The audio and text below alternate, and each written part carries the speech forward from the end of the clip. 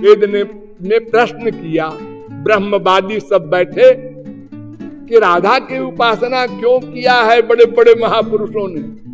तो उत्तर दिया वेद ने, यस्या रेणुम पादयोर विश्वभर्ता यस्या अंके विलुंठन कृष्ण देवो नैव सस्मार गोलोकाख्यम धाम पदम ताम राधिकाम शक्तिधात्रीम नमामः। राधोपनिषद। क्या मतलब? जिन राधा की चरण धूल श्री कृष्ण अपने सिर पर रखना चाहते हैं, मांगते हैं चरण धूल मिल जाए, और जिन राधा की गोद में लेते हुए श्री कृष्ण अपना गोलोक भूल जाते हैं, वो राधा तत्व है। यानी श्री कृष्ण से भी अधिक इंपॉर्टेंट। हाँ, वेद कह रहा, लेकिन वेद कहता है नहीं नहीं, ये दो नहीं है, एक ही है, उन्हीं का दो रूप है। राधा कृष्णयोरेका सनम एका बुद्धि एकम मनः एकम ज्ञानम एक आत्मा एकम पदम एका आकृति अतो द्वयोर न भेदा काल माया गुणातीतत्वात्। राधोपनिषद। वेद कह रहा है दोनों की एक बुद्धि है, एक मन है। ये लो, मन भी एक है। हाँ, अब फिर भी लड़ाई होती रहती है। हाँ, तो जब एक ही मन है तो एक ही बात दोनों सोचते होंगे? नहीं, अलग अलग सोचते हैं। और मन एक है, हाँ, और बुद्धि एक है, हाँ, आकृति भी एक है, ज्ञान भी एक है, आत्मा भी एक है। आत्मा, पर्सनैलिटी, सोल, एक जीवात्मा जो है। और वृषभानुसुता गोपी मूल प्रकृतिरीश्वरी। अरे इस संसार की जो ईश्वरी है, शासन करने वाली, प्रकट करने वाली, पालन करने वाली, वो वृषभानुसुता राधा है। वेद कह रहा। फिर ऋग्वेद भी कहता है, स्तोत्रम राधा नाम पते। ऋग्वेद। ब्राह्मणादिन्द्र राधसा। ऋग्वेद। वसोश्चित्रस्य राधसा। ऋग्वेद। यानी वो ब्रह्म जिसको हम सुप्रीम पावर कहते हैं, वही राधा है। राधया माधवो देवो माधवे नैव राधिका। ऋग्वेद। राधा माधव की उपासक, माधव राधा की उपासक, दोनों एक है।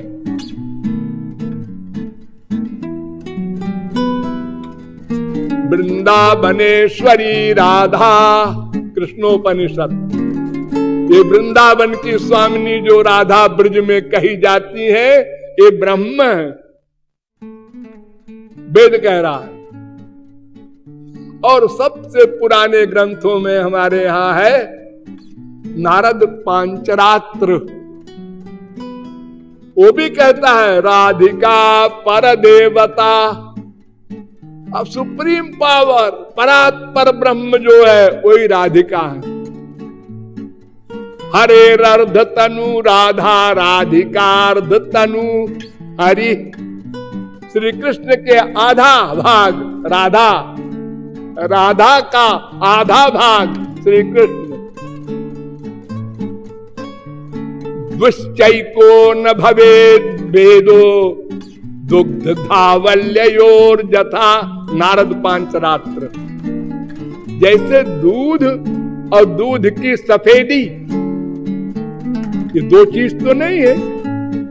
दूध सफेद होता है, दूध से सफेदी को कोई हटा दे, इम्पॉसिबल। ऐसे ही राधा कृष्ण है, दोनों एक हैं। या कृष्णा सापि राधा, या राधा कृष्ण एव सा। ब्रह्म संहिता।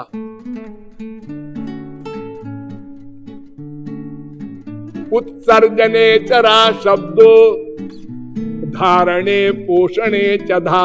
योग रहस्य। जो सृष्टि को उत्पन्न करे, सृष्टि का पालन करे, सृष्टि का लय करे, उस तत्व का नाम राधा। यही वेद कहता है। तैत्तरीयोपनिषद, यतो वायुमानि भूतानि जायन्ते येन जातानि जीवन्ति यत् प्रयान्त्यभिसं विशन्ति तत् ब्रह्म। तीसरी बल्ली का पहला अनुवाक, तैत्तरीयोपनिषद। अर्थात राधा ब्रह्म।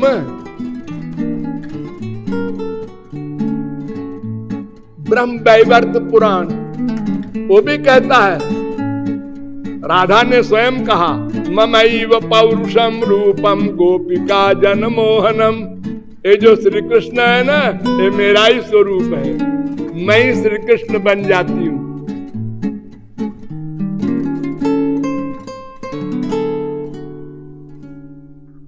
तत्कला कोटि कोट्यंशा दुर्गाद्या त्रिगुणात्मिका। पद्म पुराण।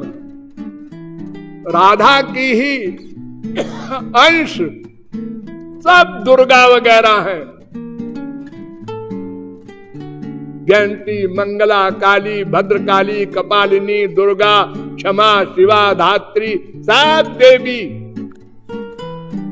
इनकी अंश हैं।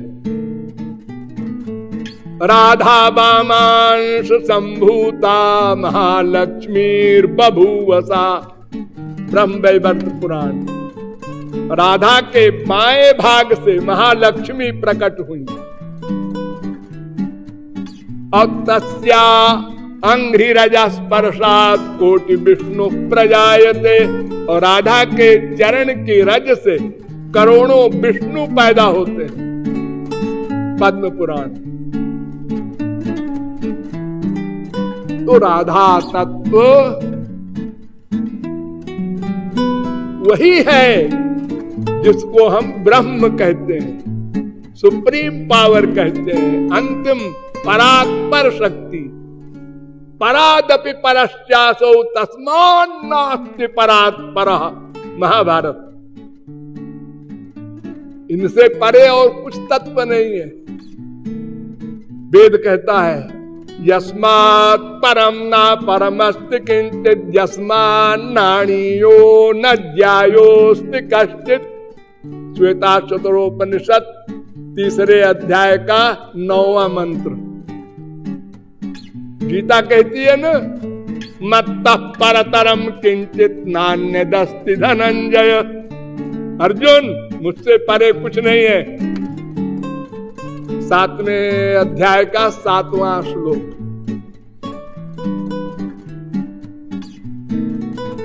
कुछ लोग कहते हैं, भाई राधा तत्व इतना इंपॉर्टेंट है तो भागवत में राधा नाम क्यों नहीं आया? अरे पद्म पुराण में आया, ब्रह्म वैवर्त पुराण में आया, देवी भागवत पुराण में आया, ब्रह्मांड पुराण में, तमाम पुराणों में वही वेद व्यास तो लिख रहे हैं। और भागवत में भी राधा नाम है। कृपालु का चैलेंज नोट कर लो। कामयामः एतस्य श्रीमत्पादरजश्रियः कुछ कुंकुम गंधाढ्यम मूर्धना बोधुम गदाभृता। 10वें स्कंद के 83वें अध्याय का 42वां श्लोक। 16,000 पटरानियां द्वारिका की वो द्रौपदी से कह रही हैं कि हम तो एक वर मांगती हैं कि श्रिया माने राधा के चरण रज हमको मिल जाए। अब अगर कोई कहे श्री माने लक्ष्मी है, तो लक्ष्मी तो उनके पासे में बैठी है रुक्मिणी, उनकी चरण रज के लिए क्यों वो कामना करेगी? तो इस श्री का अर्थ है राधा। आप लोग कहते हैं ना श्री जी के मंदिर चलो, तो राधा का एक पर्यायवाची शब्द है श्री। आक्षिप्त चित्ता प्रमदा रमापते स्तास्ता विचेष्टा जगृहुस्तदात्मिका। दसम स्कंद के 30वें अध्याय का दूसरा श्लोक। जब भगवान रास से अंतर्धान हो गए तो गोपियां रो रही हैं, तो उस समय रमापति की लीलाओं का अनुकरण कर रही हैं, ये अर्थ है रमापति। रमापति का अर्थ अगर विष्णु करो तो विष्णु तो कोई लीला करते ही नहीं। लीला तो श्री कृष्ण ने की थी इनके साथ पहले, उनका स्मरण कर रही है। एक पूतना बन गई, एक पूतना को मारने वाली बन गई श्री कृष्ण। अनेक लीलाएं जो की थी पहले, उन सब का अनुकरण कर रही। तो यहाँ रमा शब्द आया है श्री के लिए। वेद में 28 नाम है राधा के, उसमें रमा है, गोपी है, श्री है, ये सब नाम है पर्यायवाची। रे में रमेशो ब्रज सुंदरी भीर यथार्भक स्वप्रतिबिंब बिंब। दसम स्कंद के 33वें अध्याय का 17वां श्लोक। यहां भी आया रमापति के साथ रास किया। तो रमापति विष्णु थोड़े ही है, तो श्री कृष्ण के साथ रास किया था, गदा भी जानता। भगवान पिता रात्रि शरदोत्फुल्ल मल्लिका दीक्षरंतुम मनश्चक्रे योग माया मुपाश्रिता। दसम स्कंद के 29वें अध्याय का पहला श्लोक। भगवान योग माया का अवलंब लेकर रास कर रहे हैं। योग माया शब्द राधा का पर्यायवाची है। अनयाराधितो नूनम भगवान हरिरीश्वर यन्नो विहाय गोविंद। अनयाराधितो, यहां आराधितो कहा है, ये राधा का नाम आया।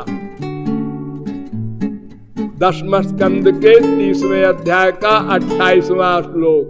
याम गोपी मनयत कृष्णो विहायान्या स्त्रियो बने।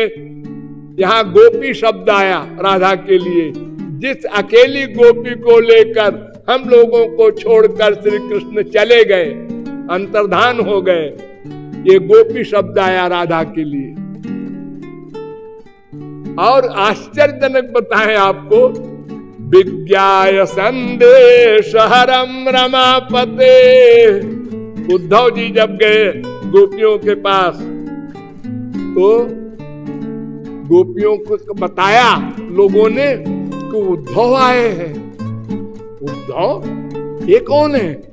अरे श्री कृष्ण के संदेश वाहक दूत रमापते संदेश हरम विज्ञाय।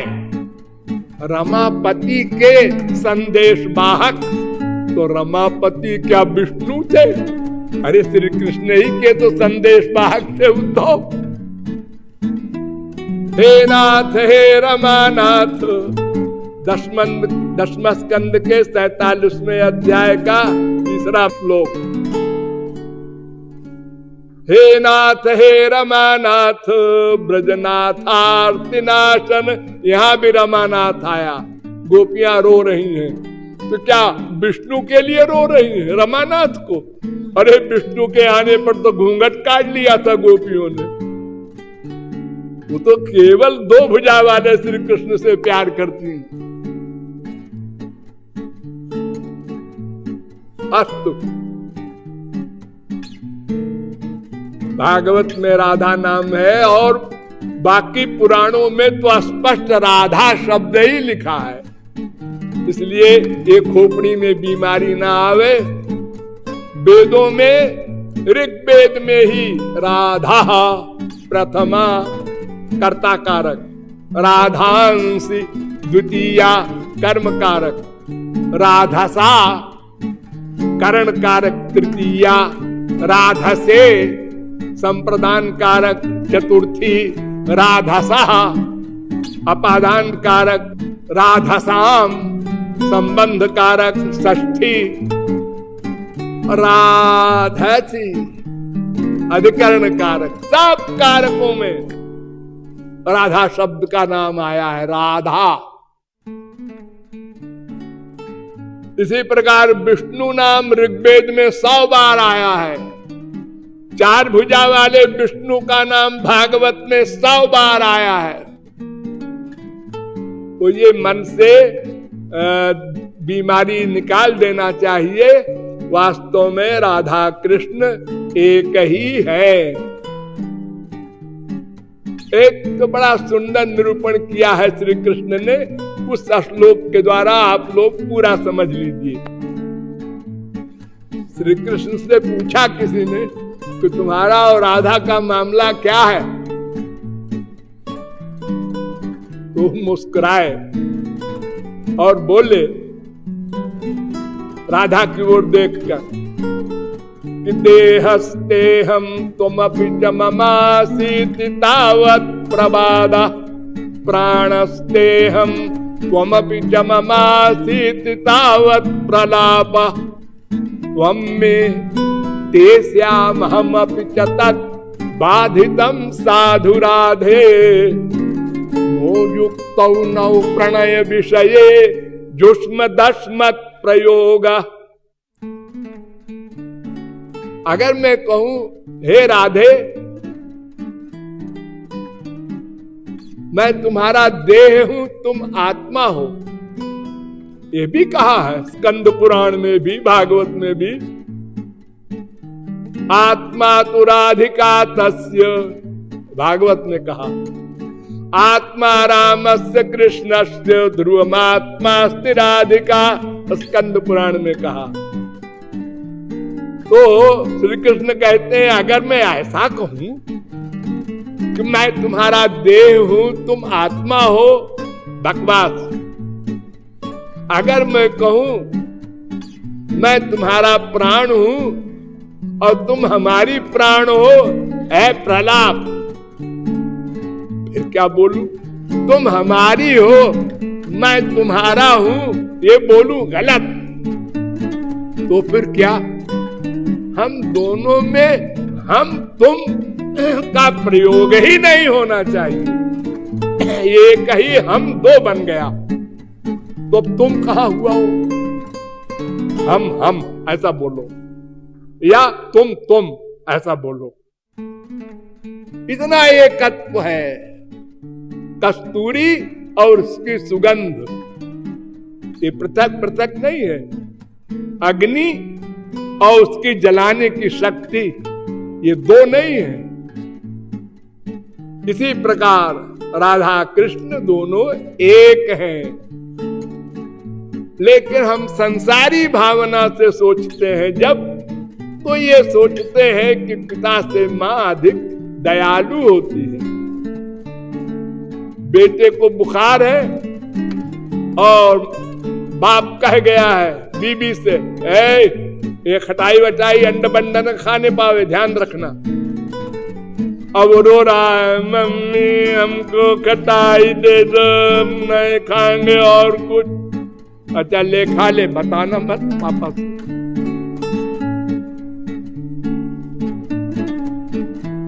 माँ का हृदय अधिक कोमल होता है हमारे संसार में, इसलिए लोग राधा की ओर अधिक झुकते हैं कि ये माँ जल्दी सुन लेगी। ठाकुर जी तो जरा बिजी रहते हैं और काम भी उनको है ना, हाँ?